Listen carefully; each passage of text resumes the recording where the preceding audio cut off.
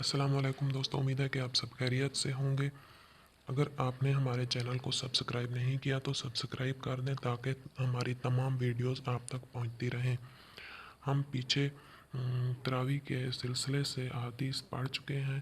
آج ہم حدیث نمبر 2011 پڑھ رہے ہیں۔ ہم سے اسماعیل بن اویس نے بیان کیا، ان سے ابن شہاب نے، ان سے عروہ بن زبیر رضی اللہ عنہ نے، اور ان سے نبی کریم صلی اللہ علیہ وآلہ وسلم کی زوجہ مطہرہ حضرت عائشہ رضی اللہ عنہ نے کہ نبی کریم صلی اللہ علیہ وآلہ وسلم نے ایک بار نماز تراویح پڑھی اور یہ رمضان میں ہوا تھا۔ آگے ہے حدیث نمبر 2012۔ اور ہم سے یحییٰ بن بکیر نے بیان کیا کہ ہم سے لیث بن سعد نے بیان کیا، ان سے عقیل نے، ان سے ابن شہاب نے، انہیں عروہ نے خبر دی اور انہیں عائشہ رضی اللہ عنہا نے خبر دی کہ رسول اللہ صلی اللہ علیہ وآلہ وسلم ایک مرتبہ کی نصف شب میں مسجد تشریف لے گئے اور وہاں تراویح کی نماز پڑھی۔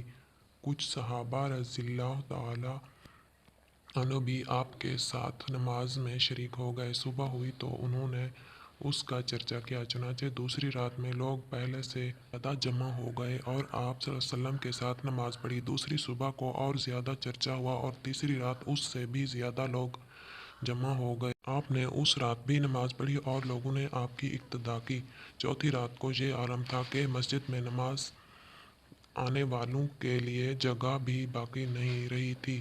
اس رات آپ بند ہی نہیں ہوئے بلکہ صبح کی نماز کے لیے باہر تشریف لائے۔ جب نماز پڑھ لی تو لوگوں کی طرف متوجہ ہو کر شہادت کے بعد فرمایا، اما بعد، تمہارے یہاں جمع ہونے کا مجھے علم تھا، لیکن مجھے خوف اس کا ہوا کہ کبھی یہ نماز تم پر فرض نہ کر دی جائے اور پھر تم اس کی ادائیگی سے عاجز ہو جاؤ۔ چنانچہ جب نبی کریم صلی اللہ علیہ وسلم کی وفات ہوئی تو یہی کیفیت قائم رہی۔